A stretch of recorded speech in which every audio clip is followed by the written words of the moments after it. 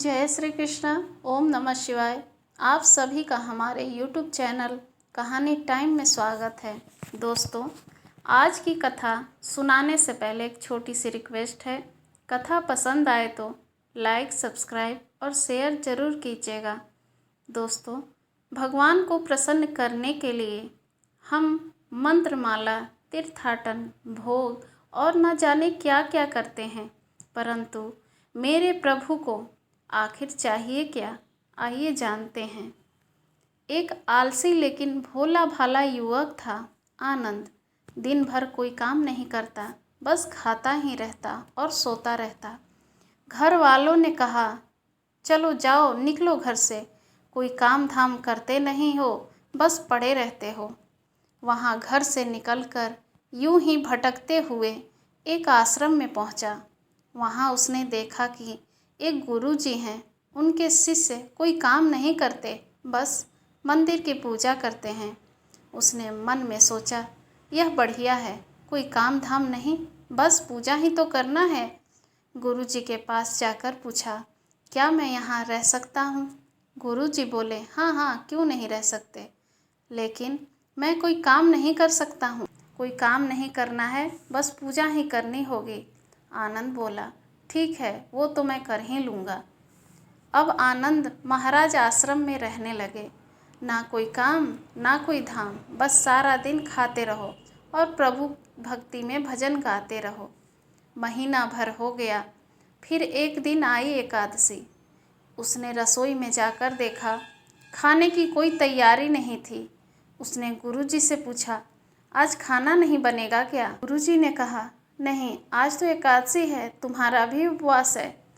उसने कहा, नहीं, अगर हमने उपवास कर लिया तो कल का दिन ही नहीं देख पाएंगे। हम नहीं कर सकते उपवास, हमें तो भूख लगती है, आपने पहले क्यों नहीं बताया? गुरुजी ने कहा, ठीक है, तुम ना करो उपवास, पर खाना भी तुम्हारे लिए कोई और नहीं बनाएगा, तुम खुद बना लो। मरता क्या न करता, गया रसोई में। गुरुजी फिर आए, देखो, अगर तुम खाना बना लो तो राम जी को भोग जरूर लगा देना और नदी के उस पार जाकर बना लो रसोई। ठीक है। लकड़ी, आटा, तेल, घी, सब्जी लेकर आनंद महाराज चले गए। जैसा तैसा खाना भी बनाया। खाने लगा तो याद आया, गुरुजी ने कहा था कि राम जी को भोग लगाना है। वह भजन गाने लगा, मेरे राम आइए, मेरे श्याम आइए, मेरे भोजन का भोग लगाइए। परंतु कोई ना आया तो वह बेचैन हो गया। यहाँ तो भूख लग रही है और राम जी आ ही नहीं रहे।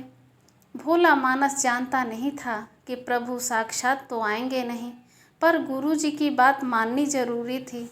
फिर उसने कहा, देखो प्रभु राम जी, मैं समझ गया कि आप क्यों नहीं आ रहे हैं। मैंने रूखा सूखा बनाया है और आपको तरमाल खाने की आदत है, इसलिए नहीं आ रहे हैं ना।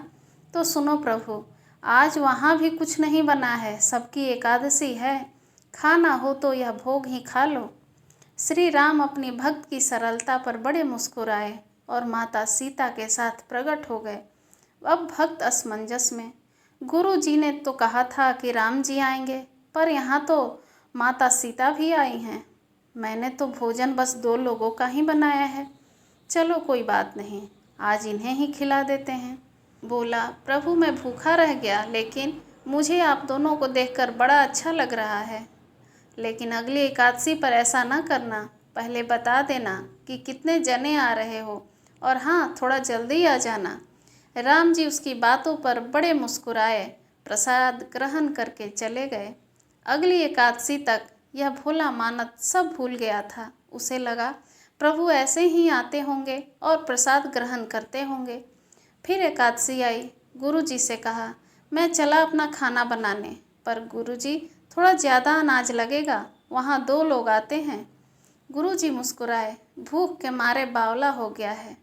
ठीक है, ले जा और अनाज ले जा। अब की बार उसने 3 लोगों का खाना बनाया। फिर गुहार लगाई, मेरे राम आइए, सीता राम आइए, मेरे भोजन का भोग लगाइए। की महिमा बड़ी निराली है। भक्त के साथ कौतुक करने में उन्हें बड़ा मज़ा आता है। इस बार वे अपने भाई लक्ष्मण, भरत, शत्रुघ्न और हनुमान जी को लेकर आ गए। भक्त को तो चक्कर आ गए। ये क्या हुआ? एक का भोजन बनाया तो दो आए, आज दो का खाना बनाया तो पूरी खानदान आ गई। लगता है आज भी भूखा ही रहना पड़ेगा। सबको भोजन लगाया और बैठे बैठे देखता रहा। अनजाने ही उसकी भी एकादशी हो गई। फिर अगली एकादशी आने से पहले गुरुजी से कहा, गुरुजी, ये आपके प्रभु राम जी अकेले क्यों नहीं आते? हर बार कितने सारे लोग आ जाते हैं। इस बार अनाज ज़्यादा देना। गुरुजी को लगा कहीं यह अनाज बेचता तो नहीं है, देखना पड़ेगा जाकर। भंडार में कहा, इसे जितना अनाज चाहिए दे दो, और छुपकर उसे देखने चल पड़े। इस बार आनंद ने सोचा, खाना पहले नहीं बनाऊंगा, पता नहीं कितने लोग आ जाएं, पहले बुला लेता हूँ फिर बनाता हूँ।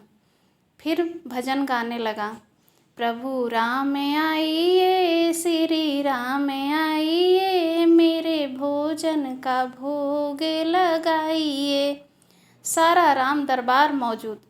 इस बार तो हनुमान जी भी साथ आए, लेकिन यह क्या, प्रसाद तो तैयार ही नहीं है। भक्त ठहरा भोला भाला, बोला, प्रभु इस बार मैंने खाना नहीं बनाया। प्रभु ने पूछा, क्यों? बोला, मुझे मिलेगा तो है नहीं, फिर क्या फ़ायदा बनाने का, आप ही बना लो और खुद खा लो। राम जी मुस्कुराए, सीता माता भी गदगद हो गईं उसके मासूम जवाब से। लक्ष्मण जी बोले, क्या करे प्रभु? प्रभु बोले, भक्त की इच्छा है, पूरी तो करनी पड़ेगी, चलो लग जाओ काम से। माता सीता आटा सानने लगी। भक्त एक तरफ बैठकर देखता रहा। माता सीता रसोई बना रही थी तो कई ऋषि मुनि, यक्ष, गंधर्व प्रसाद लेने आने लगे। इधर गुरुजी ने देखा खाना तो बना नहीं, भक्त एक कोने में बैठा है। पूछा, बेटा क्या बात है, खाना क्यों नहीं बनाया? बोला, अच्छा किया गुरुजी आप आ गए, देखिए कितने सारे लोग मौजूद हैं प्रभु के साथ। गुरुजी बोले, मुझे तो कुछ नहीं दिख रहा तुम्हारे और अनाज के सिवा। भक्त ने माथा पकड़ लिया, एक तो इतनी मेहनत करवाते हैं प्रभु, भूखा भी रखते हैं और ऊपर से गुरुजी को दिख भी नहीं रहे, यह और बड़ी मुसीबत है। प्रभु से कहा, आप गुरुजी को क्यों नहीं दिख रहे हैं? प्रभु बोले, मैं उन्हें नहीं दिख सकता। भक्त बोला, क्यों? वे तो बड़े पंडित हैं, ज्ञानी हैं, विद्वान हैं, उन्हें तो बहुत कुछ आता है, उनको क्यों नहीं दिखते आप? प्रभु बोले, माना कि वो उनको सब कुछ आता है, पर वो सरल नहीं है तुम्हारी तरह, इसलिए उनको नहीं दिख सकता। आनंद ने गुरुजी से कहा, गुरुजी, प्रभु कह रहे हैं आप सरल नहीं हैं, इसलिए आपको नहीं दिखेंगे। गुरुजी रोने लगे, वाकई मैंने सब कुछ पाया, पर सरलता नहीं पाई तुम्हारी तरह, और प्रभु तो मन की सरलता से ही मिलते हैं। प्रभु प्रकट हो गए और गुरुजी को भी दर्शन दिए। इस तरह एक भक्त के कहने पर प्रभु ने रसोई भी बनाई। जय हो प्रभु। धन्यवाद दोस्तों, वीडियो के अंत तक बने रहने के लिए।